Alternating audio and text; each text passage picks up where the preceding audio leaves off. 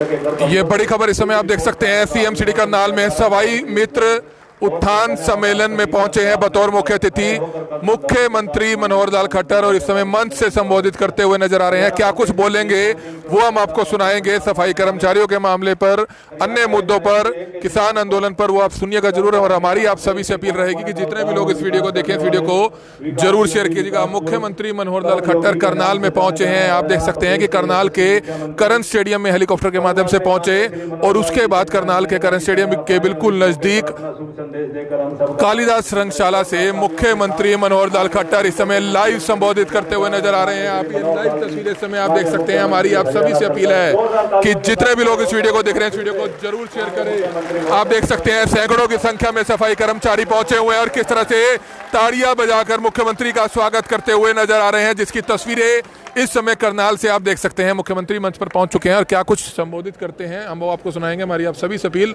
जो भी लोग इस वीडियो को देखें, इस वीडियो को जरूर शेयर करें। बड़ी खबर हरियाणा के करनाल से। भाई जरा करनाल में है और जोरदार उपस्थिति दर्ज कराओ जरा। भारत माता के जरा और दूसरे कोने तक सुने। भारत माता के, भारत माता के।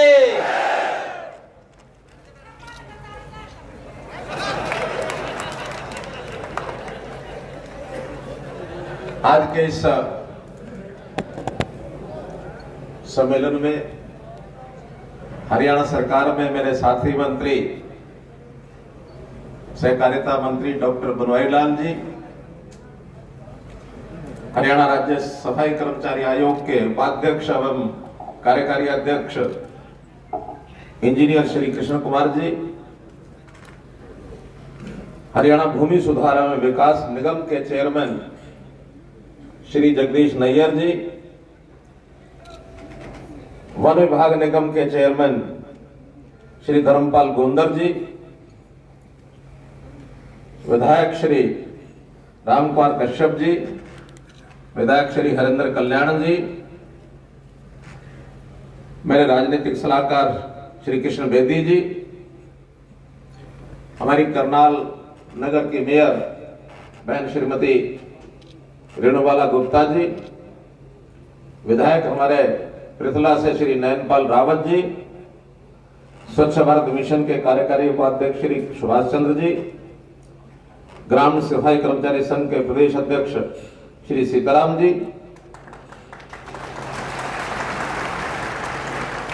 ऊपर से सभी हमारे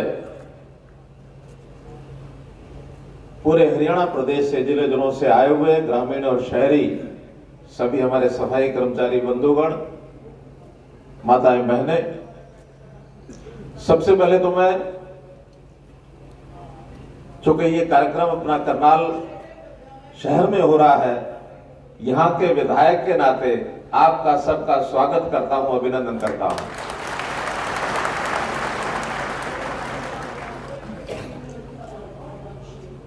मित्रों, भाइयों बहनों, समय थोड़ा कठिन चल रहा है। कोरोना का यह दौर 1 साल से ऊपर समय हो गया है।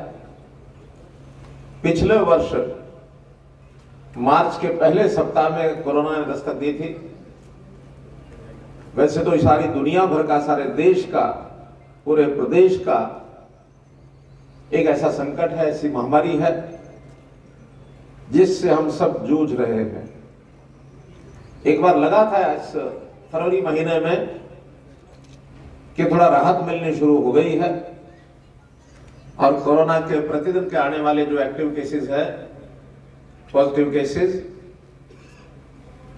उसकी संख्या काफी घट गई थी।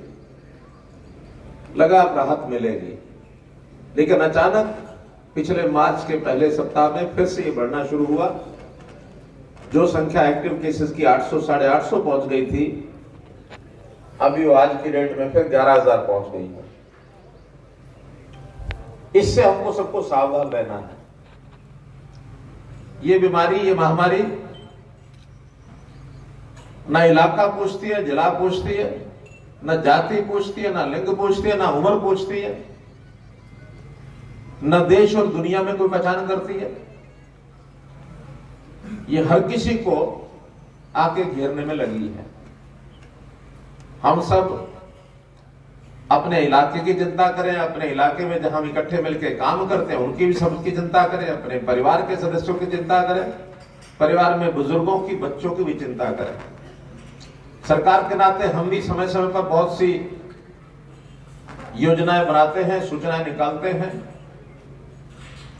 आज का ये जो कार्यक्रम तय हुआ, ये 15 दिन पहले मेरे से समय ले लिया गया था, लेकिन उस समय ऐसी स्थिति नहीं थी। आज 15 दिन के बाद स्थिति थोड़ी बिगड़ी है। मेरे बड़ा संकट था कि इस कार्यक्रम के लिए क्या किया जाए। तो मैंने डिप्टी कमिश्नर महोदय से बात की। मैंने कहा एक तो मास्क सबको चाहिए, सैनिटेशन सबका ध्यान रखना चाहिए, सफाई का ध्यान रखना चाहिए, और खुले में करें। कहीं ना कहीं पहले इस कार्यक्रम को एक हॉल के अंदर रखा गया था, लेकिन वहां संख्या के हिसाब से 7-7 कुर्सियां होने के कारण से इतनी हम दूरी नहीं रख पाते जितनी यहां थोड़ी सी फिर भी मेंटेन की गई है। क्योंकि कार्यक्रम पहले आयोजन हो चुका था, इसलिए आज मैं इस कार्यक्रम में आया हूं। शायद थोड़ा देरी हो जाती तो इस कार्यक्रम को और हमें थोड़ा आगे करना पड़ता, लेकिन आज मैं इतना ही आपसे निवेदन करना चाहूंगा कि कोरोना की इस महामारी के प्रति हमको लापरवाही नहीं बरतनी है, इसको नजरअंदाज नहीं करना है। बहुत ही सीरियसनेस इसके प्रति हमको दिखानी है, गंभीरता दिखानी है, और जो सूचनाएं मिले उसका पालन करना है। पहला निवेदन मेरा यह है। दूसरा, स्वच्छता का यह काम, इसका अपना एक महत्व है। हम जानते हैं कि जीवन में सब काम, सब कार्यकलाप करने होते हैं, उसमें सबके अपने अपने काम जिम्मे लगते हैं। किसान खेत में अन्न भी उगाता है, व्यापारी बाजार में बिक्री भी करता है, सैनिक देश की सेवा में सीमाओं पर लगे लड़ाई लड़ रहे हैं। सेवा के काम में स्वच्छता का अपना एक काम है, ये भी किसी ना किसी को करना है, हमारे जिम्मे है। धोबी अपना काम करता है, नाई अपना काम करता है, तेली अपना काम करता है, सबके अपने अपने काम है। काम अलग अलग हो तो भी आखिर तो हम सब एक हैं, हम इंसान हैं। इंसानियत के नाते हमारा अपना एक परिवार है, इस परिवार में किसी के साथ तकलीफ, दुख तकलीफ देखी नहीं जाती है। और यह तभी संभव है जब जो जिम्मेवार लोग हैं वो सारे समाज को एक परिवार के रूप में माने, तब यह संभव होता है। इसलिए भाई बहनों, हरियाणा का शासन हमको दूसरी बार करने का अवसर मिला है। 2014 में भी मैंने घोषणा की थी कि हरियाणा का ये 3.25 करोड़ लोगों का ये मेरा परिवार है, मुझे सबकी चिंता करनी है।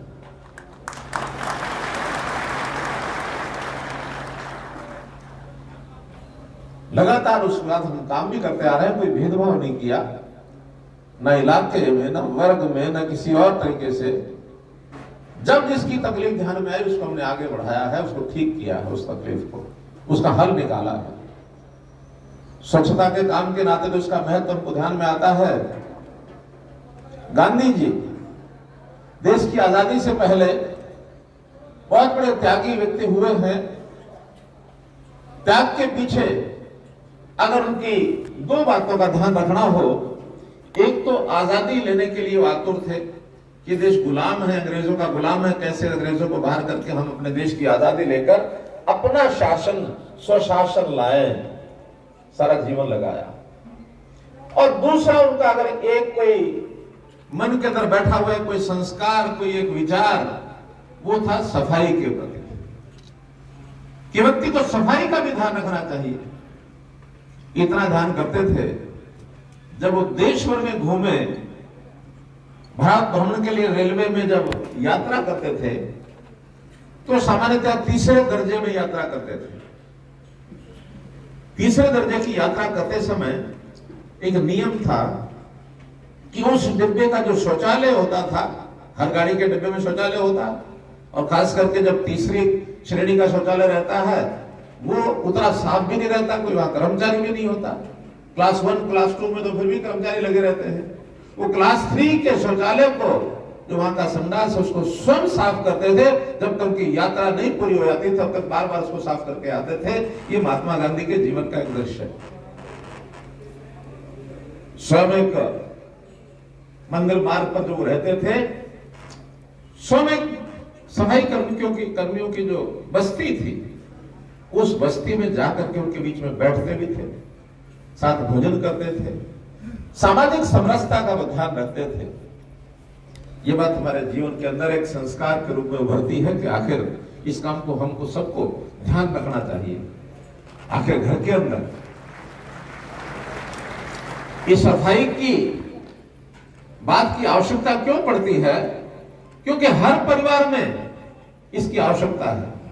ठीक कहा हमारे शायद बेदी जी ने कहा कि एक माँ अपने बच्चे को कहती है, बच्चा कहता है कि माँ बाहर कचरे वाला आया है, उसको कचरा देना है। वो माँ कहती है कि बेटा वो कचरे वाला नहीं है, कचरे वाले तो हम हैं, वो तो सफाई वाला है। तो कचरा फैलाने वाले तो सब फैलाते हैं। कचरा सबके बाह्य रूप से भी, शरीर से भी निकलता है, कूड़ा करकट फैलता भी है, लेकिन केवल बाह्य कचरा नहीं होता है, कचरा मन के अंदर भी होता है। सफाई केवल बाहर की करनी ऐसा नहीं है। सफाई का जहां विषय आता है, वो सफाई मन के अंदर की भी करनी होती है। मन के अंदर की सफाई बहुत ज्यादा महत्वपूर्ण है।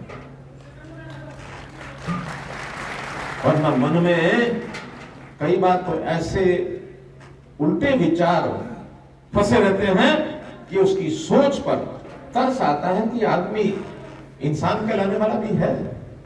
दुनिया भर के जो अपराध करते हैं लोग, वो अपने गंदे विचारों के कारण से करते हैं। उनके मन में गंदगी भरी हुई है। उस गंदगी को निकालेंगे तो सद्विचार मन में आएगा, अपराध खत्म हो जाएंगे। आज समाज के अंदर एक दूसरे को लड़ाने भिड़ाने का जो काम करते हैं, ये अपने गंदे विचार के कारण से करते हैं। उन गंदे विचारों को निकालना होगा कि नहीं, हमको सबको मिल के इकट्ठे रहना है, ये भाईचारे को बना के रखना है, कायम रखना है। इसलिए इन सब बातों को ठीक करने के लिए, इस गंदगी को दूर करने के लिए, लोगों को जो बांटने वाली गंदगी है और बहकाने वाली गंदगी है, उकसाने वाली गंदगी है, इसको दूर करना है। इसका किसी का हित नहीं होता, दूसरों का अहित होता है। अवसर को पहचान करके हमको इस प्रकार की, हर प्रकार की गंदगी को दूर करने के लिए आगे आना चाहिए। समाज के अंदर एक भाईचारा, एक वातावरण अपने को बनाकर रखना चाहिए। और मित्रों, यह काम कोई अकेला आदमी नहीं कर सकता, इसमें सबका साथ चाहिए। ये 2,80,00,000 का ये जो परिवार है हरियाणा का, इसको अगर 2-4 लोग साफ करने लगे तो सफाई नहीं हो सकती। लेकिन अगर 2,80,00,000 सब लोग सफाई करने लग जाए तो पूरा प्रदेश साफ हो सकता है। कोई नहीं कर रहा। तो सफाई की भावना को आगे करते हुए हम लोगों को आगे बढ़ना है। अपने शरीर के साथ साथ मन की स्वच्छता, विचारों की स्वच्छता, ये हम सबको करनी है। सामाजिक ताना बनाई बना के रखना है। हम लोग जब से शासन में आए हैं, शासन को हमेशा उस प्रकार से नहीं किया जैसे आज से देश की आजादी के 50-60 साल तक कुछ लोग करते रहे। वो अपनी सत्ता को भोगते रहे। हम लोग जब सत्ता में आए हैं, हमने कहा कि सत्ता हमको सेवा के लिए, इस सत्ता का उपयोग करना है, समाज की सेवा। और समाज की सेवा में भी कुछ सिद्धांत है। सैद्धांतिक भूमिका हमारी ये कि आखिर हमारे पास साधन संपन्नता प्रदेश की अपनी होती है, वो किसके लिए उपयोग करनी है, इसका सबसे पहला अधिकार जो सबसे ज्यादा गरीब है, सबसे ज्यादा पिछड़ा है, सबसे ज्यादा वंचित है, सबसे आखिर में लाइन में रह गया, सबसे पहला अधिकार उसका है मित्रों, सबसे पहला अधिकार उसका है। इसको हम अंत्योदय की भावना कहते हैं। अंतिम का उदय। समाज को यदि सुखी करना है तो सबसे आखिर में पिछड़ जो गया है और किन कारणों से पिछड़ा उसको कहने में नहीं जाना चाहिए। प्राकृतिक तौर पर पिछड़ गया, अपने, क्योंकि हमारे यहाँ पारिवारिक व्यवस्था होती है, खानदानी व्यवस्था होती है, परिवार की कोई बैकग्राउंड पिछड़ी हो तो हम आगे भी पिछड़े रह सकते हैं। पढ़ाई के कारण से पिछड़ गए, आमदन के कारण से पिछड़ गए, प्राकृतिक आपदा आ गई उसके कारण से पिछड़ गए, जाति के कारण से पिछड़े, कोई विषय पिछड़ेपन का हो सकता है, लेकिन ये पिछड़ापन हमेशा नहीं बना रहना चाहिए। इसको बराबरी का हक दिलाने के लिए ये सरकारें काम करती हैं, हम उसके लिए लगातार काम कर रहे हैं। हमने एक नया सिस्टम शुरू किया, प्रकार शुरू किया है कि हर परिवार की उसकी जानकारी ली जाए, उसका डाटा लिया जाए, उसकी आज की आर्थिक स्थिति क्या है, सामाजिक स्थिति क्या है, बच्चों में शिक्षा क्या है, उनके सदस्यों का इलाज होता है कि नहीं होता है, उनको अवसर मिलते कि नहीं मिलते रोजगार के, इसकी पहचान करनी शुरू की है, डाटा इकट्ठा करना शुरू किया है। और सबसे पहला काम उसमें है कि लोगों की जो आमदन है, लोगों की जो इनकम है, उसकी वेरिफिकेशन, उसकी जांच, इसको करना शुरू किया है। और ये सारा काम हम कर रहे हैं परिवार पहचान पत्र नाम से। हर परिवार को कहा कि अपना एक पहचान पत्र बनवा लो, उसका एक नंबर मिलेगा, उस नंबर को रखो, उसके अंदर सारा डाटा हम ले आएंगे। पहला निवेदन मेरा यह है कि आप सब लोग भी अपना अपना परिवार पहचान पत्र बनवा लें। जिसने बनवा लिया जरा हाथ खड़े कर। बहुत बढ़िया, बहुत बढ़िया। मुझे लगता है शायद 100% लोगों ने अपना परिवार पहचान पत्र बना लिया है। अब अगले दौर में चल रहा उसकी इनकम की वेरिफिकेशन। दूसरा निवेदन मेरा यह है कि जो वास्तव में इनकम हमारी है उसी को लिखवाएं।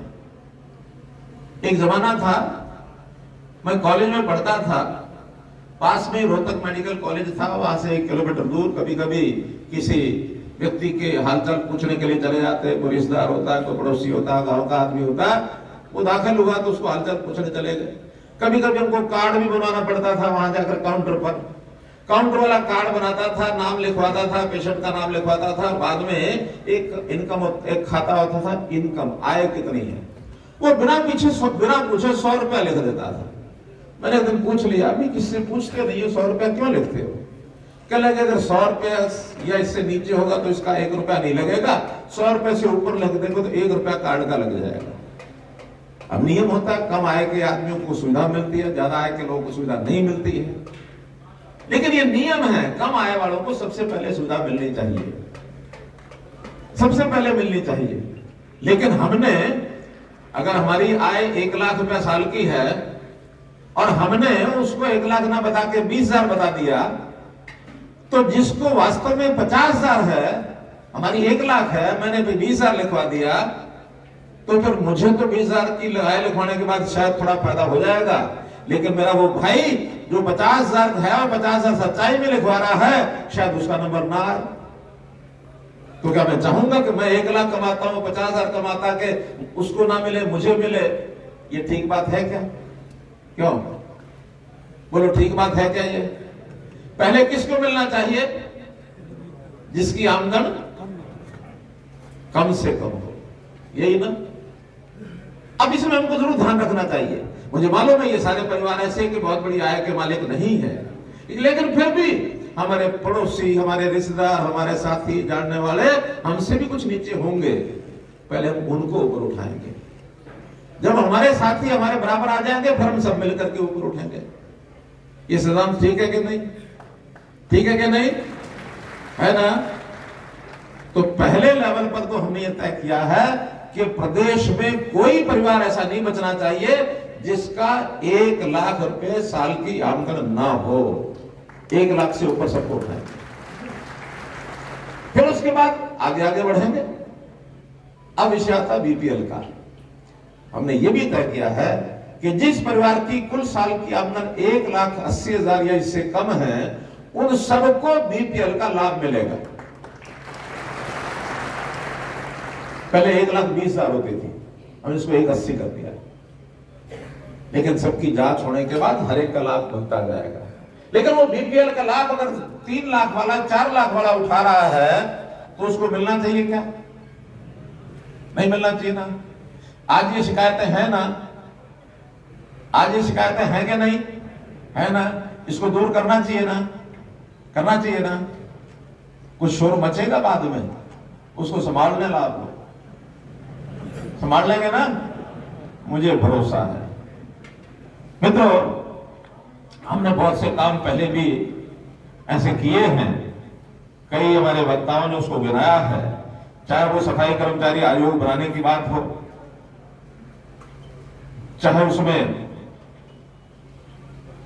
ईपीएफ लागू करने की बात हो, ईएसआई लागू करने की बात हो, चाहे उसके अंदर सफाई कर्मचारी में जो सीवरमैन का काम करते हैं, इनके लिए हमने ट्रेनिंग का कोर्स शुरू किया है और आगे तय किया है कि जिसके पास ट्रेनिंग का सर्टिफिकेट होगा केवल सीवरमैन का काम वही कर पाएगा, क्योंकि पता है कि वो ट्रेनिंग अगर है तो ठीक से कर पाएगा, ट्रेंड नहीं है और मानो घुस गया तो नुकसान हो सकता है।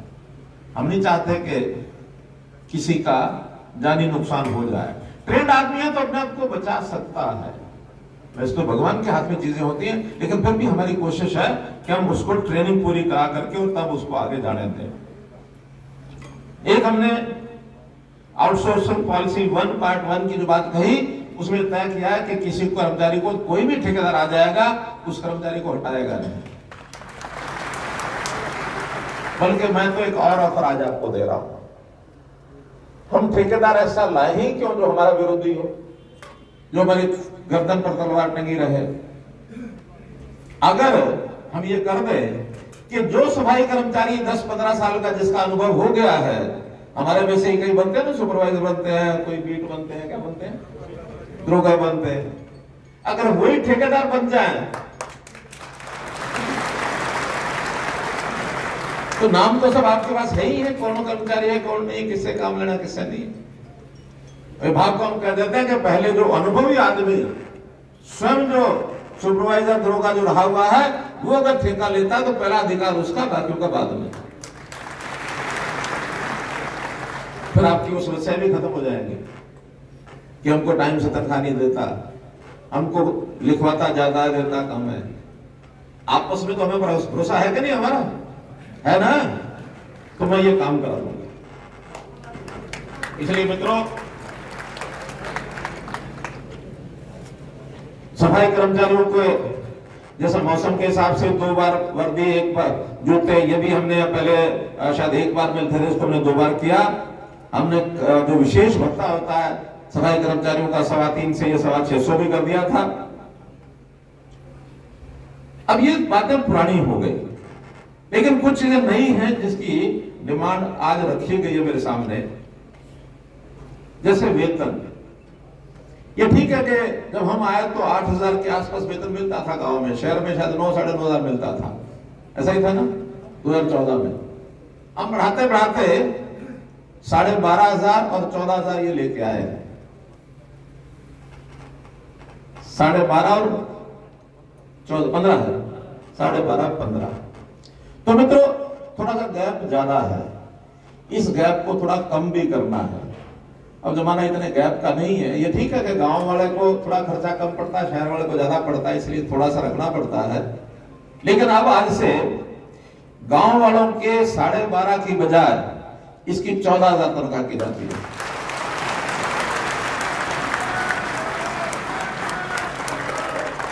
और शहर वालों के भी 15,000 की बजाय 16,000 की जाती है। तो बड़ी खबर है, इस समय सफाई कर्मचारियों की जो तनख्वाह बढ़ाते हुए नजर आ रहे हैं, गांव वालों की 12 से 14 और शहर वालों की 15,000 से 16,000। पूरे हरियाणा भर के सफाई कर्मचारियों की सैलरी जो है मुख्यमंत्री ने आज बढ़ाई है। पहली बात तो कि डिप्टी कमिश्नर को जिम्मेवार कर दिया है कि सफाई कर्मचारियों की सैलरी जो मासिक वेतन है, ये गारंटी से उस महीने की जिस महीने ड्यू उसको मिलनी ही चाहिए। मान लो उसके पास ऊपर से पैसा नहीं आता तो हर डीसी को हमने 1 करोड़ रुपया अलग से वहां रख दिया है, रिजर्व में रख दिया है कि जिस महीने आपके पास ना आए वहां उनको तनख्वाह दिलाओ। लेकिन इस 1 करोड़ की जरूरत नहीं पड़ेगी। क्यों नहीं पड़ेगी? जो हमारी ग्रांट जाती है, चाहे गांव को जाती है चाहे शहर को जाती है, क्योंकि अब मैं फाइनेंस मिनिस्टर भी हो गया हूं तो मुझे थोड़ा कंट्रोल वहां करना आ गया है, तो हमने सेक्रेटरी जो फाइनेंस उसको कह दिया है कि जो ग्रांट जाती है उसमें जो तनख्वाहें हैं या कोई किराया है, इसका हिस्सा अलग कर दो, जो हर महीने अलग से उसी खाते में जाएगा जिसमें से तनख्वाह देनी होती है। वो और किसी काम में ना कोई गांव ना शहर लगा ही नहीं सकता। या तो देनी पड़ेगी, नहीं तो वापस भेजेगा, वो किसी और काम में नहीं लगा पाएगा। और मैं आज एक नई घोषणा करता हूं, अगर किसी कर्मचारी को गांव का या शहर का किसी भी कारण से जिस महीने तनख्वाह मिलनी उस महीने नहीं मिलती है, तो उस गांव या शहर के ऊपर हर कर्मचारी के हिसाब से 500 रुपया हर्जाना लगा करके और अगले महीने आपको उस 500 समेत मिलेगी।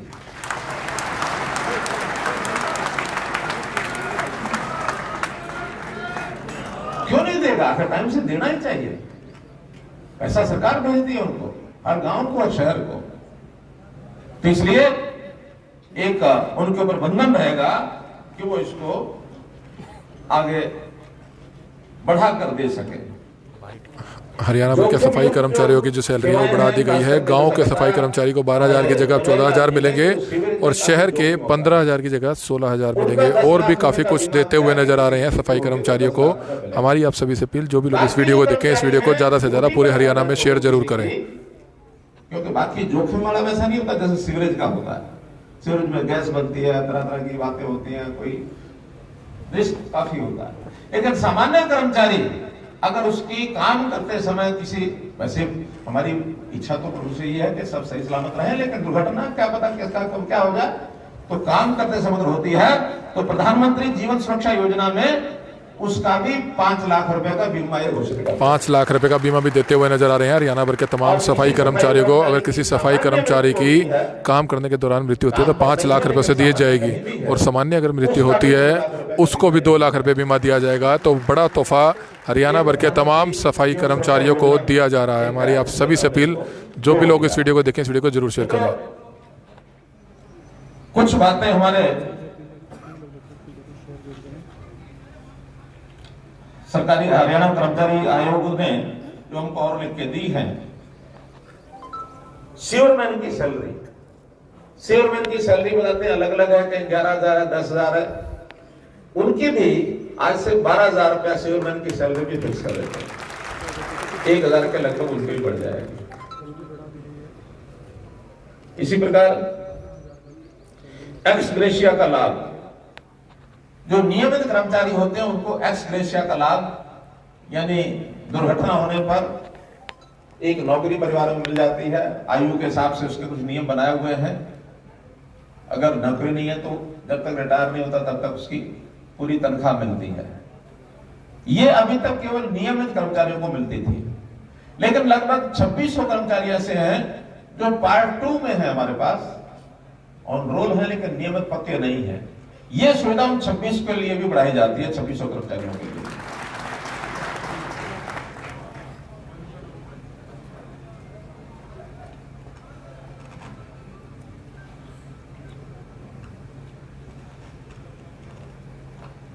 एक विषय था कि बच्चों की पढ़ाई।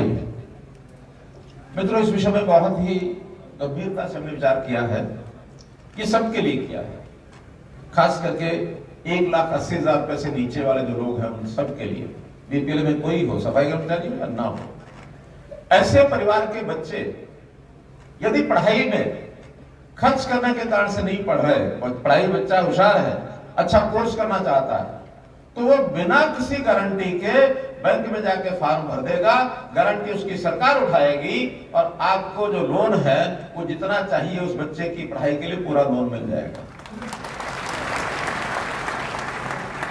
किसी कारण से, वैसे तो भरना सबको है जो लोन लेता है, कोई जब कमाने लगता है वो लोन उसमें से वापस करता है। किसी कारण से, कारण बहुत हो जाते हैं जिसमें से वो ना भर पाए, कोई उसकी मजबूरी हो गई, तो फिर वो सरकार भरेगी, उसके माता पिता को नहीं भरना पड़ेगा। तो इसलिए मित्रों, कुछ बातें हमारे ध्यान में आई हैं कुछ चीजें इसमें और ऐसी हैं जिसके ऊपर मैं यहाँ कोई निर्णय नहीं कर पा रहा हूं, क्योंकि ये डिपार्टमेंट में देने के बाद वहां से थोड़ा देरी से वहां पत्र पहुंचा, वो सब लोगों का विचार नहीं कर पाए। उसमें एक बात मुख्य रूप से है कि नए कर्मचारी और कितने भर्ती किए जाए, क्योंकि अभी ग्रामीण क्षेत्र में लगभग 11,000 कर्मचारी हमारे हैं। शहरों में कितने हैं? 18,000। शहरों में कितने?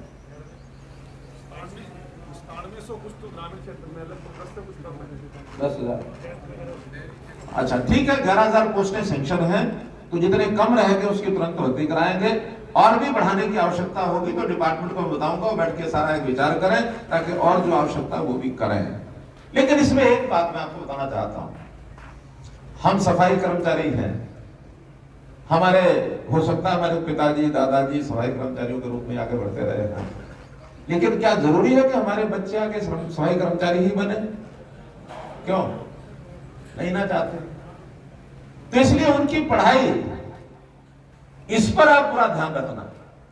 कोई बच्चा किसी का ऐसा नहीं रहना चाहिए जिसकी पढ़ाई बीच में आपने छुड़वा दी हो। आज के समय में 10वीं 12वीं तो हर किसी के लिए अनिवार्य है। 12वीं के बाद बच्चे की पढ़ाई का रुचि कैसी है, उसकी योग्यता कैसी है, उसको आगे बढ़ने के लिए आप लोगों ने कभी नहीं छोड़नी। बच्चा अगर शरारती हो जाए तो किसी अच्छे से मास्टर के पास भेज देना, इसकी शरारत भी दूर कर, पढ़ा भी सही, लेकिन पढ़ाई में उसको आगे जितना बढ़ सकता उतना बढ़ाओ। कल को कोई ये कह दे अच्छा अगर सारे पढ़ गए तो फिर सफाई कौन करेगा, ये खतरा तो नहीं है ना? आप चिंता मत करना, आपके बच्चे पढ़ करके आगे बढ़ते हैं और कल को उनको कोई सफाई करने वाला नहीं मिला तो भी आज का युग ऐसा है, सफाई हो जाती है, चिंता मत करना। अभी मुझे आते समय एक हमारे कृषि इंजीनियर ने दिखाया, एक गाड़ी खड़ी है, उसके अंदर एक ऑटोमेटिक मशीन लगी है सीवरेज साफ करने की, और साथ में एक सेंसर लगा दिया कि सीवरेज में अगर पानी भर जाए, मानो बंद हो जाए, तो सेंसर से अपने आप ऑफिस में पता लग जाए कि वहां सीवरेज खराब हो रहा है, जाके सफाई कराओ। सीवरमैन की जरूरत होगी, सीवरमैन जाएगा, मशीन है तो मशीन जाएगी पहले, सीवरमैन की जरूरत नहीं पड़ेगी। अगर मशीन साफ कर देती है तो हमको आदमी की जिंदगी खतरे में डालना जरूरी है क्या? क्यों नहीं ना? तो काम हो जाएंगे। अब शहरों में वो डे एंड नाइट की मशीनें भी आ गई सफाई करने वाली। स्वच्छता अभियान में बहुत काम हो रहा है। देश के प्रधानमंत्री ने स्वच्छ भारत मिशन का 2014 में उन्होंने जब आए थे, प्रधानमंत्री बने थे, उन्होंने कहा कि मेरा लक्ष्य है कि हम अपने देश को स्वच्छ बनाएं, सुंदर बनाएं। केवल स्वच्छता से काम नहीं चलता, बल्कि हमने उसको क्या सुंदर भी बनाना है। तो मित्रों, बहुत बड़ा काम अपने जिम्मे है। हम हैं एक स्वच्छ भारत के निर्माता। स्वच्छ भारत का निर्माण करने की जिम्मेदारी हमारी। आप इस संस्कार को, इस जिम्मेदारी को लेकर के लाइव तस्वीरें करनाल की आप देख रहे थे सफाई मित्र उत्थान सम्मेलन में, जहां पर मुख्यमंत्री मनोहर लाल खट्टर सफाई कर्मचारियों को तोहफा देते हुए नजर आ रहे हैं। हमारी आप सभी से अपील, जो भी लोग इस वीडियो को देखें, इस वीडियो को जरूर शेयर करें। सैकड़ों की संख्या में जो सफाई कर्मचारी हैं पूरे हरियाणा से यहाँ पर पहुंचे हुए थे। हमारी आप सभी से अपील, जितने भी लोग इस वीडियो को देखें, इस वीडियो को ज़्यादा से ज़्यादा जरूर शेयर करें।